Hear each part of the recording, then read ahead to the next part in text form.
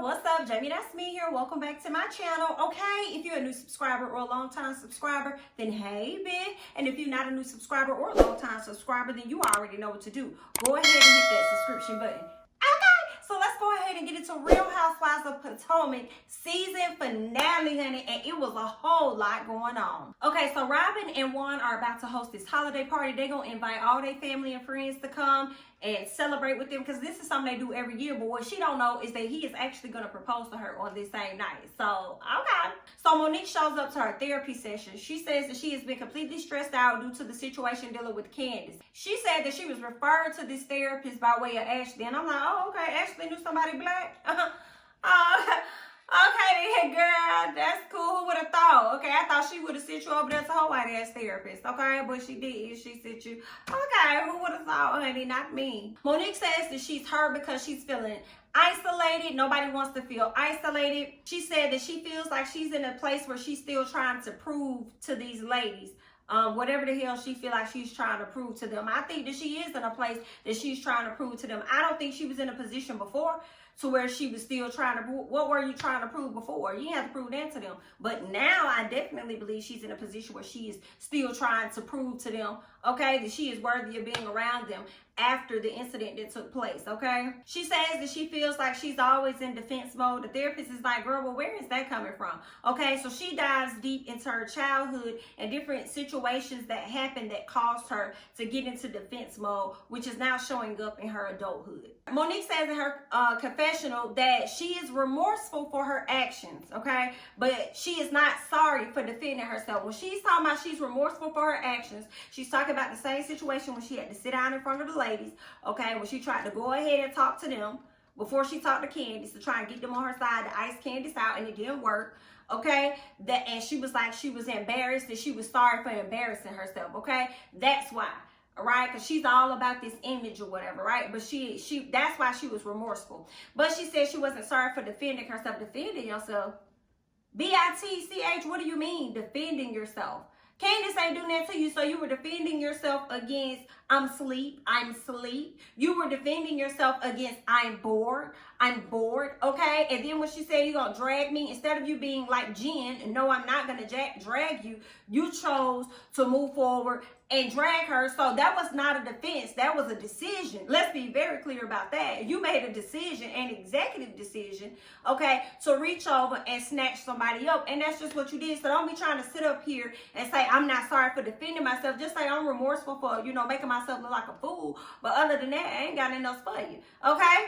But don't try and flip it now that the case has been thrown out and try and say, oh, I'm sorry for defending myself. Girl, anybody that believes you and sit up there and be like, Monique, all y'all some liars and the truth ain't in you. And I said what I said, okay? Because that lady sat up there and lied and y'all saw that it wasn't no, I'm sorry for defending myself. Girl, go away from us with this. Ashley and Michael at the house playing with Baby D. She always lying, talking about everything's going great with them. Every time Ashley say everything's going great between her and Michael, he turn around and makes her look even more stupid than what she already is. So Ashley tells him about the wig shift event and how she told Candiace about Karen inviting Monique, and then said that Candiace was very upset. I never saw Candiace being very upset. I never saw that from her. If anything, she was maintaining her composure the entire night. She was kind of shocked and surprised, like, huh? But she wasn't completely upset. She should have been upset with your old papaya face ass, okay? But she wasn't. All right, she even had her whole composure. She had everything together and was even able to stand next to you. So why you gonna go and lie and tell me she was really upset? Yeah, you're thriving off of her being upset. You really feel away because of how her husband did your husband. But you gotta remember, your husband put himself in that situation, getting caught up with these men and women across the globe. Okay, so be mad at your man while you out here trying to be mad at somebody else. How about that? Okay. So then she also tells Michael about, oh, well, Juan is going to propose to Robyn. He was like, oh, well, I don't know about that. Juan and I, we have a really special relationship. I don't know about that. Just a hater. Overall hater, okay? Just a hater.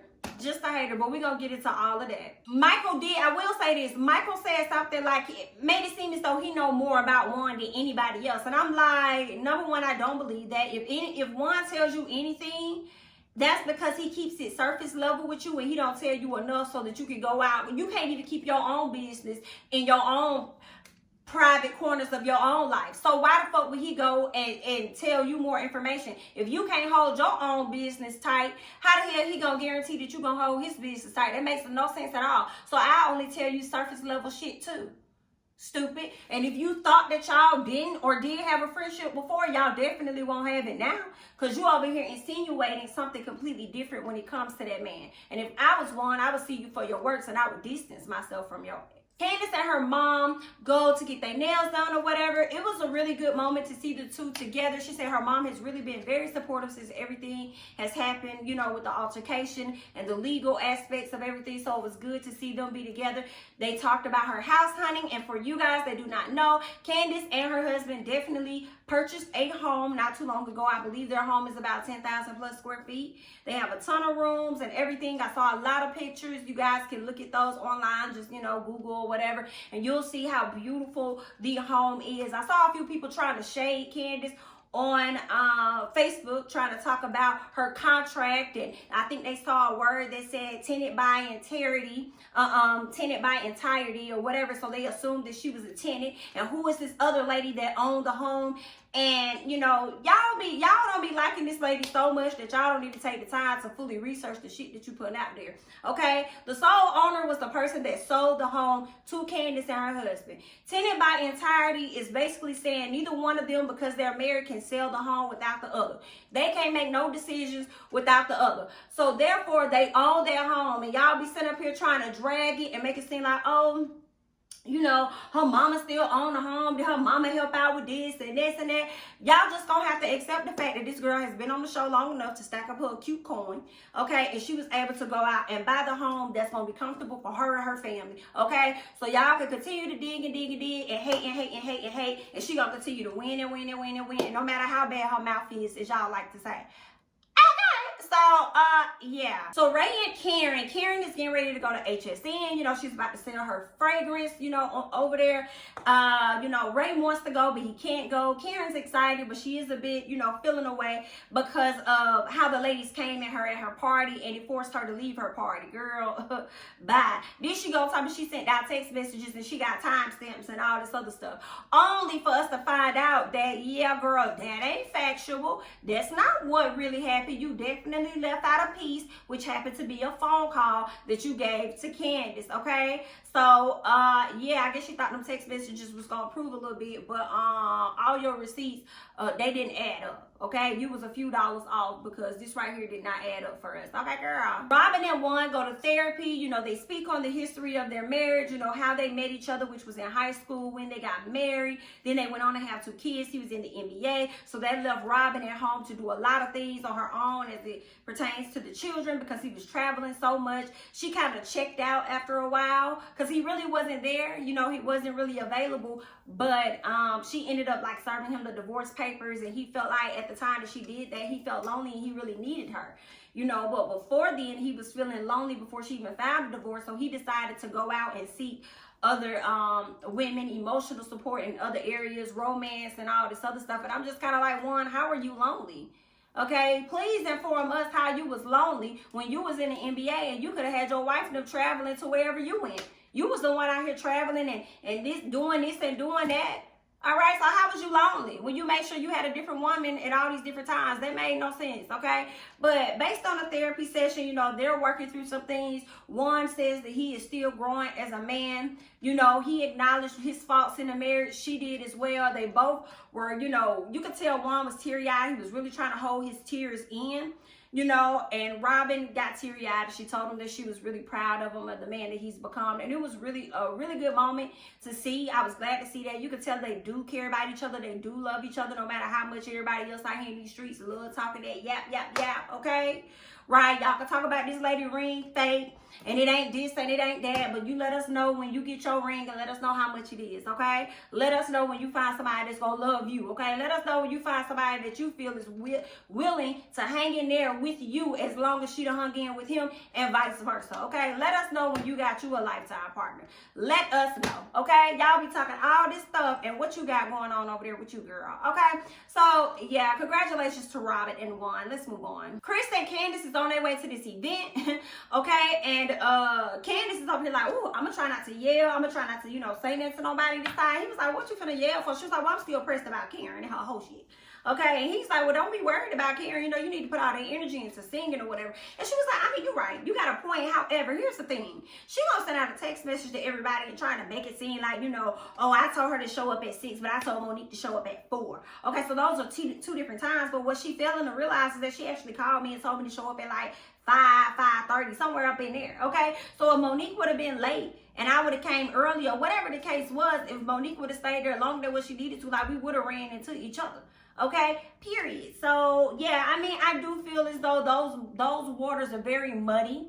I think Karen was highly aware of what it was she was doing. I do believe Karen was trying to have the ladies run into each other, but I don't think she was trying to have them run into each other to have an argument. I think Karen was trying to use that moment to probably be that big sister and try to get them on the same accord to maybe even talk or something like that. Maybe to even get the legal paperwork or whatever throw out. But I think Karen was trying to play a bigger role than what she needed to. So that's my opinion. Karen can say all day that's not what she was trying to do. In my opinion, I do believe that she was trying to get them to link up, but I don't think she was doing it to be like vindictive in a sense. I think she was trying to do it to probably get everybody to move past where they are. Okay, Karen's feeling as though she was the one that shut it down, so neither one of them were gonna see each other. And I'm like, nah, I think either Monique shut that down or production shut that down. Okay, once they got there, like, I'm not gonna run into this girl, like, you know, because then Karen's trying to hurry up and get her out the door, which makes me think that production had a high hand into making sure the two did not see each other, despite what Karen's text messages said. So, and the call that she made over to Candiace. But like I said, I do believe Candiace on that, but I also believe that Karen wasn't trying to be, I don't think she was trying to be like vindictive or anything, but I think she just wanted to have something to do with them making up or whatever. But y'all leave y'all thoughts below. Okay, I'm gonna go ahead and do a part 2. It was so much going on in this episode, so y'all just check in with part 2. If you're seeing this video, don't forget to like, comment, subscribe, share my videos, but go ahead and move on over to part 2.